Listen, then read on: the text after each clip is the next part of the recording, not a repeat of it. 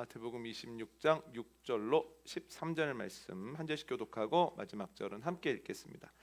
예수께서 베다니 나병 환자 시몬의 집에 계실 때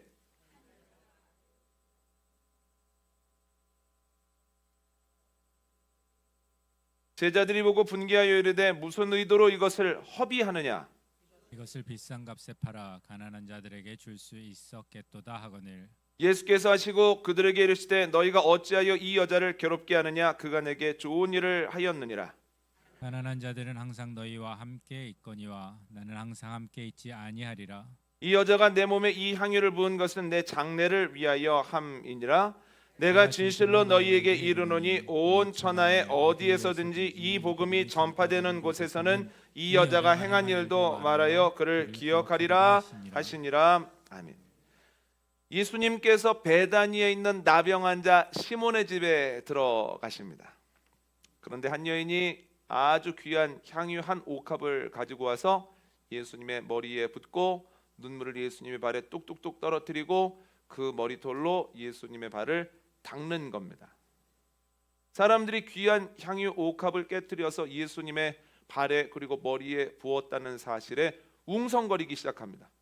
급기야는 아니 저걸 팔아다가 가난한 사람들을 도우면 얼마나 많은 사람들이 도움을 받았겠어 하는 고함 소리까지 들리기 시작합니다. 그러자 예수님께서 이 여인 괴롭게 하지 말아라.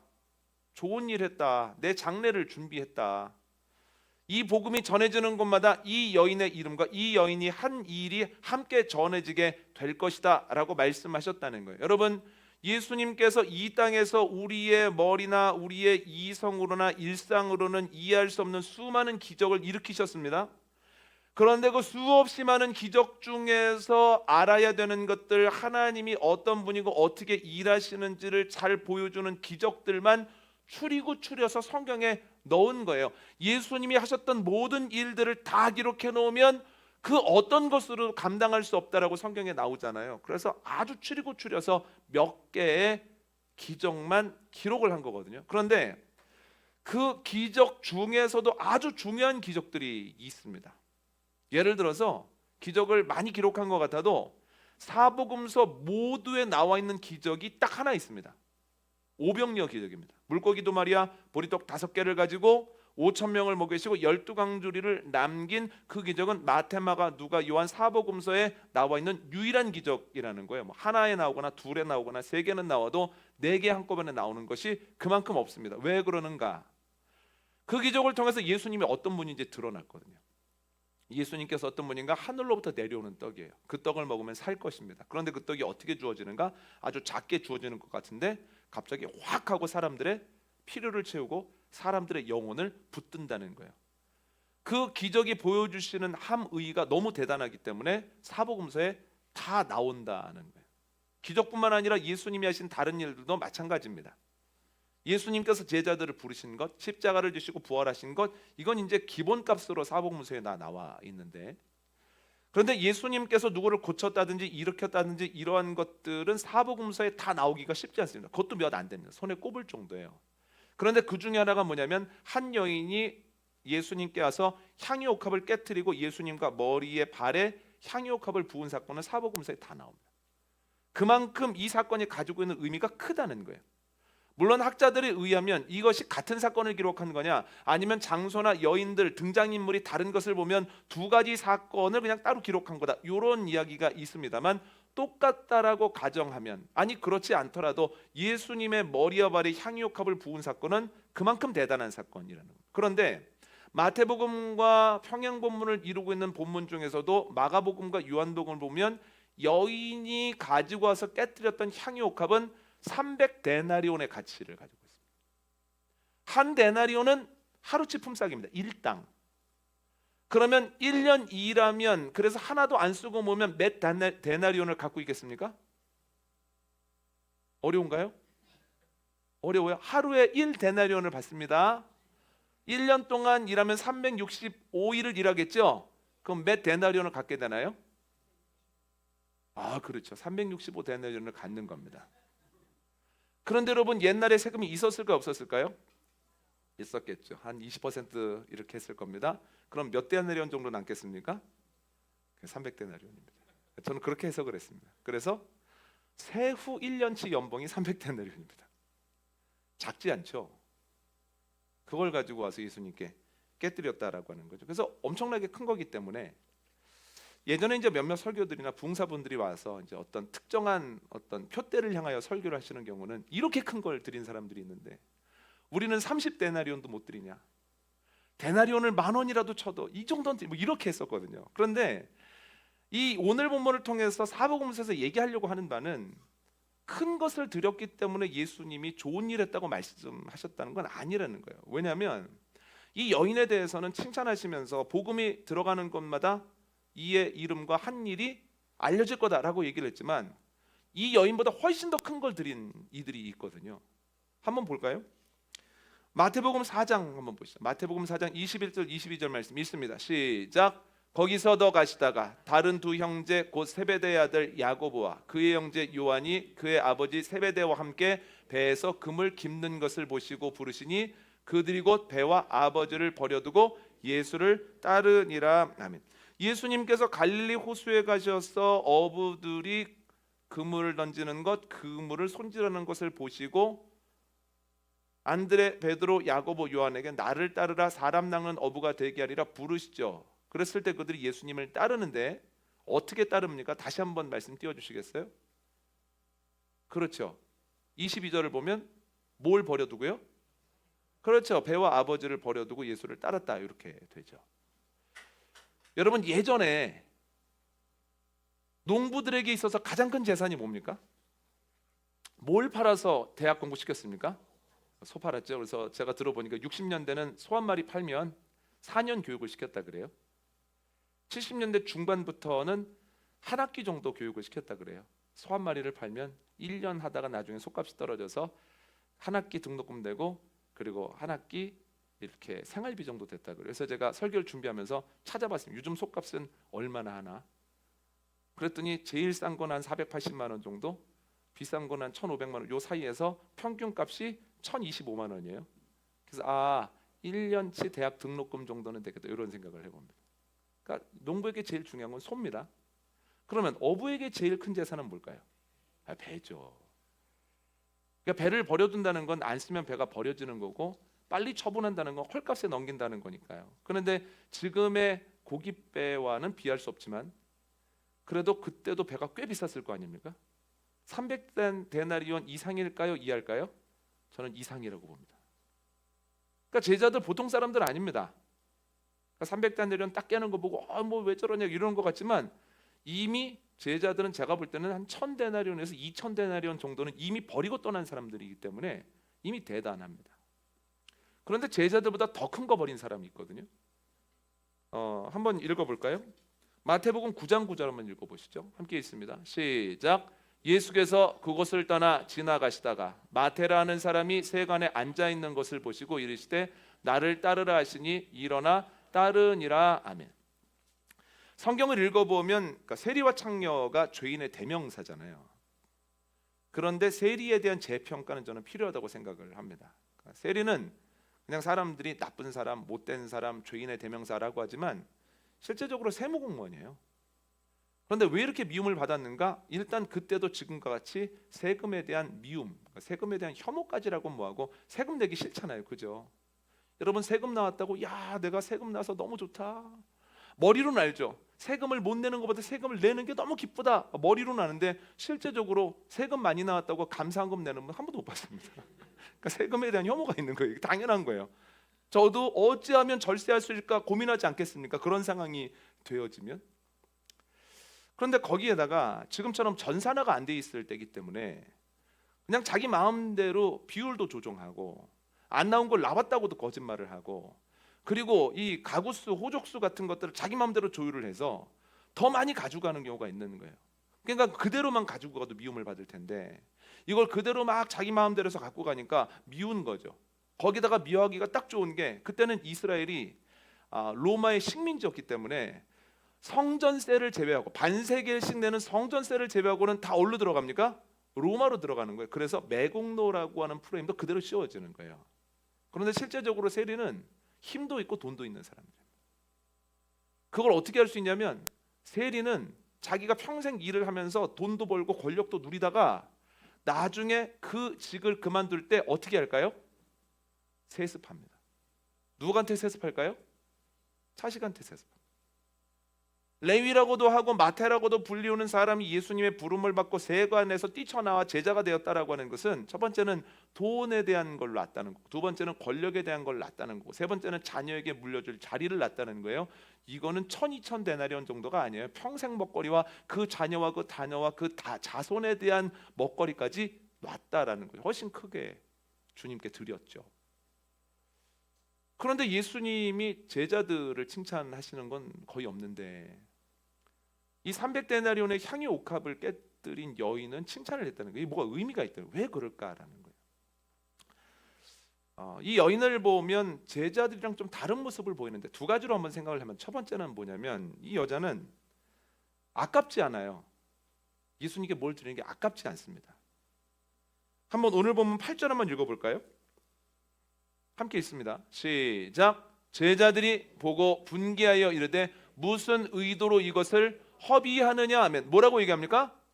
허비한다고 하잖아요. 평행본문인 마가복음 14장 말씀 한번 읽어볼까요? 14장 4절입니다. 시작. 어떤 사람들이 화를 내어 서로 말하되 어찌하여 이 향유를 허비하는가? 허비한다고 그러잖아요. 그런데 평행본문 동일본문을 표준세 번역과 공동번역으로 보면 허비라고 하는 단어를 낭비라고 표현을 하거든요. 낭비라는 게 뭡니까? 안 써도 되는데 쓸 때, 조금만 써도 되는데 많이 쓸 때, 아까울 때 낭비라는 말을 쓰거든요. 그러니까 이 제자들이 여인의 행동을 보면서 느꼈던 아주 기본적인 감정은 아까움이라는 거예요. 아까워라. 저 한 방울도 아까운데 저걸 머리에 붓고 아유 저걸 발에 붓네. 아이고 아까워라. 아까운 감정이 있었다라고 하는 거죠. 그런데 아까움이라고 하는 감정은 또 다른 감정하고 아주 밀접하게 관련이 되거든요.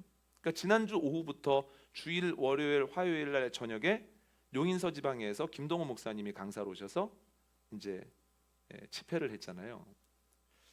말씀을 듣는데 야, 나도 이 본문을 수백 차례 읽었고 수십 차례 설교를 했지만 한 번도 생각해 본 적이 없는 말씀을 하신 거예요. 무슨 말씀을 하시냐면, 하나님께서 6일 동안 세상을 창조하시고 쉼을 가지시잖아요.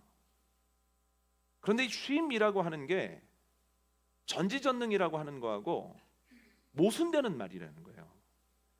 그러니까 쉰다는 게 무슨 뜻입니까? 지쳤다는 거잖아요. 쉼이 필요하다, 지쳤다. 그런데 전지전능 하나님이 지칩니까, 안 지칩니까? 이제 자 보살은 전지전능해도 지친다. 다 드셔야 되면 전지전능해도 지친다. 한 분, 두 분, 세 분. 전지전능하시면 안 지쳐야 된다. 내리십시오. 전지전능하면 안 지쳐지셔야 되는 거예요. 안 지치셔야 되는 거예요. 쉼이 필요 없으셔야 되는 거예요. 이럴 수가, 그죠? 근데 쉬신다는 거예요. 그러니까 이건 모순된 얘기입니다. 전지전능한 하나님은 끝없이 계속해서 쥐침 없이 쉼 없이 일하셔야 되는데 왜 쉬셨을까? 논리적으로는 말이 안 되지만 이것을 신앙적으로 이렇게 해석을 하시더라고요. 그만큼 온 힘을 다해서 만드셨다. 전지전능한 하나님께 쉼이 필요할 만큼 온 힘을 다해서 이 우주를 만드셨다. 그렇게 만드신 땅이라는 거예요. 그런데 왜 만드셨냐는 거예요. 왜 만드셨을까? 한번 읽어볼까요? 창세기 1장 27절 28절입니다. 함께 읽습니다. 시작. 하나님이 자기 형상 곧 하나님의 형상대로 사람을 창조하시다. 남자와 여자를 창조하시고 하나님이 그들에게 복을 주시며 하나님이 그들에게 이르시되 생육하고 번성하여 땅에 충만하라. 땅을 정복하라. 바다의 물고기와 바다의 새와 땅에 움직이는 모든 생물을 다스리라 하시니라. 아멘. 이유는 간단합니다. 자녀들에게 주시려고. 이게 은혜로운 말씀 아닙니까? 전지전능한 창조주 하나님이 쉼이 필요할 만큼 최선을 다하여 이 땅을 만드신 이유는 사랑하는 자녀들에게 주시기 위함이라는 거예요. 그것을 주시고 나서도 전혀 아까워하지 않으셨다는 거예요. 이 말은 사랑하는 대상에게는 아무리 줘도 뭘 줘도 안 아깝다는 거예요. 여러분, 연애를 시작하면 안 아깝습니다. 사랑하기 때문에. 시간도 안 아깝고 돈도 안 아깝고 열정도 안 아깝고. 그러면 애정전선에 언제 문제가 생겼다는 거냐? 아깝기 시작하면. 아유 바쁜데 왜 오라 그래? 이 시간이면 내가 좀 쉴 수 있을 텐데. 아 왜 자꾸 밖에서 영화 보자 그래? 그냥 넷플릭스 좀만 기다리면 할 텐데. 아깝기 시작하면 그때부터 애정 전선에 문제가 있는 거거든요. 그러니까 여러분, 아깝다라는 감정은 사랑한다, 사랑하지 않는다 밀접한 관련이 있기 때문에 잘 살펴봐야 된다는 거예요. 그러니까 하나님이 우리에게 아끼지 않은 이유는 우리를 너무 사랑하시기 때문이에요. 그런데 이게 연인 관계에서도 있지만 부모님과 자녀의 관계에 대해서도 있습니다. 부모님들 자녀나 손주들 사랑하시죠? 그래서 안 아깝습니다. 자녀나 손주가 먹는 것 안 아깝습니다. 예를 들어서 음식을 딱 앞에 뒀는데 나도 좋아하는 음식이고 자녀도 좋아하는 음식입니다. 그럼 그럴 수밖에 없죠. 입맛이 따라가니까. 그런데 막 자녀가 막 기도 끝나자마자 막 집어먹기 시작합니다. 그럼 그걸 보고 이게 뭐야? 내 몫이 줄어들고 있네. 나도 가만히 있지는 않을 거야 하면서 막 집어 드십니까? 아니면 아유 잘 먹는구나 하면서 숟가락을 착 놓는 편이십니까? 후자죠. 그러니까 제 경우를 생각해 보면 자녀들이 먹는 게 아깝지 않습니다. 자녀들이 좋아하면 뭐가 아깝냐면 제가 먹는 게 아까워요. 그러니까 제가 안 먹고 자녀가 하나라도 더 먹었으면 좋겠어요. 그러니까 아깝지 않다라고 하는 건 사랑한다는 거예요. 그러니까 이 여인이 아끼지 않고 아까워하지 않고 이 향유컵을 깨뜨렸다는 것은 그만큼 예수님 사랑한다는 겁니다. 그런데 제자들 같은 경우는 이걸 왜 허비하니, 이걸 왜 낭비하니, 아깝잖아라고 얘기하는 건 뭡니까? 사랑이 없든지 사랑이 작든지 둘 중에 하나라는 거예요. 그러니까 아까워하지 않는 그 여인을 보면 예수님에 대한 사랑이 얼마나 큰지 알 수 있죠. 여인의 두 번째 특징이 뭐냐면 셈하지 않는다는 거예요. 셈하지 않아요. 제자들이 예수님 따라다니면서 뜬금없이 했던 것, 그러나 반복적으로 했던 게 두 가지가 있는데, 첫 번째는 누가 더 높으냐를 갖고 싸워요. 누가 더 높으냐? 뭐 엄마 데리고 와가지고 우리 아들들한테 좌우편에 그 영광을 주십시오 뭐 이러기도 하고, 두 번째는 뜬금없이 예수님 저희한테 뭐 주실 겁니까? 이렇게 물어보거든요. 한번 볼까요? 마태복음 19장 27절입니다. 마태복음 19장 27절 함께 읽습니다. 시작. 이에 베드로가 대답하여 이르되 보소서 우리가 모든 것을 버리고 주를 따라 싸운데 그런즉 우리가 무엇을 얻으리까 하면, 베드로가 어떻게 했습니까? 예수님 따라가기 위해서 배를 버렸죠. 가장 큰 것을 버렸죠. 그런데 그건 대단한 것이지만 그가 그렇게 한 이유는 뭡니까? 이것을 버림으로써 더 큰 것을 얻어보겠다라고 하는 생각이 있었다는 거예요. 주님께 드린 게 아니라 주님께 투자한 거예요. 냉정하게 얘기를 하면 예수님이 목적이 아니에요. 예수님은 내가 원하는 것을 이루기 위한 수단이에요. 그게 가만히 숨어 있다가 순간순간 툭툭 나오는 거야. 아, 이때쯤이면 뭘 주실 건지 대답을 해주실 것 같은데 안 해주시니까, 주님 우리 다 버리지 않았습니까? 배까지 팔지 않았습니까? 그러면 저희에게 뭘 주시렵니까? 우리 어디로 가게, 어떤 자리에 앉게 해주시렵니까? 셈이 끊임없이 그의 머릿속에서 돌았다는 거예요. 셈하면서 어떻게 될까 계속 돌거든요. 여러분, 셈한다라고 하는 것은 그만큼 사랑하지 않는다는 것. 그건 사랑의 관계가 아니라 주고받는 관계, 투자 관계입니다. 제가 이제 개척한 지 12년 됐습니다. 새벽기도 마치고 나면 저희 어머님이, 그리고 이제 권사님들과 함께 제가 먹을 것, 그리고 부목사님이 이제 먹을 것, 아침 점심을 이제 해 주십니다. 있는 재료도 사용하시고 사오기도 하시고 집에 있는 걸 갖고 오셔서 정말 어떻게든 아침을 잘 먹고 시작할 수 있도록 이제 그렇게 준비를 해놓으시거든요. 이렇게 준비를 하시다가 12월 초쯤에 갑자기 어머님이